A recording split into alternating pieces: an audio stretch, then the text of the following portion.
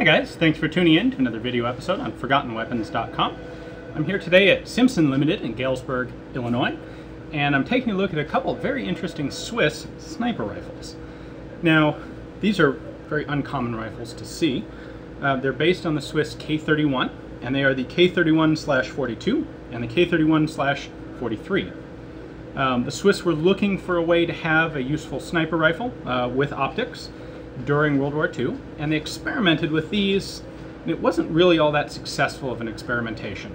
In total, they made just over 2,200 of these rifles, of both types combined, and they used them for a while, but ultimately they were replaced by the ZFK-55 after the war. That was a much more successful sniper weapon.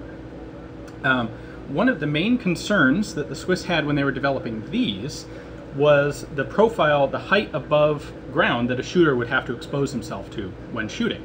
And traditionally that's kind of an issue with an optic because it's mounted, up here above the action, and the shooter has to get a little bit higher and expose more of his head in order to take a shot. And the Swiss were concerned with that.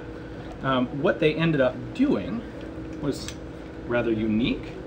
They dovetailed the scope into the side of the receiver, which is not all that uncommon, but then they made it a very small diameter tube, and they actually have a reticle, or a lens on the end that rotates up to use, and then rotates down out of the way. So there's a bit of a periscope effect here. The actual outgoing glass is about a ½ inch higher than where you're initially looking in. These were, like I said, they weren't frankly all that successful. The optics were fairly low powered, and they didn't see all that much use, which frankly makes them all the more interesting for the collector. So the two versions are very similar. The main difference between them is that the early guns actually had a lower magnification. This is a 42 model. It has a 1.8 power magnification. And then the later guns, this is a 43 model. This has a 2.8 power magnification. So the scope is the same size, but the optics inside were changed. And like I said, neither one of these was found to be really what the Swiss were looking for. Let's bring the camera around and take a closer look at what these guys look like up close. Alright, we'll start with the 31/42 model here. Now, the actual mechanics of the gun are taken from the K31 rifle, or K31 carbine, and mechanically these snipers are identical to the standard carbines. They have the same straight pull action. They use the same magazine, 6-round capacity. They're all chambered for 7.5 by 55 Swiss. Very good mechanism. These were mechanically very accurate rifles to begin with, and adding the optic, in theory, would have just made them that much better. So looking at the gun from above, it's pretty obvious that something's been added to the receiver. These are not, effectively they're not detachable scopes. You can take them off, but it is really quite a delicate operation, and you have to completely disassemble the scope to remove it. It's not something that was intended to be done in the field.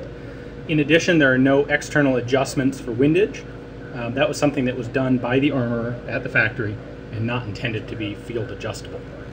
So this front piece rotates up for use. You can see they've cut away into the stock to make space for it when it's folded down.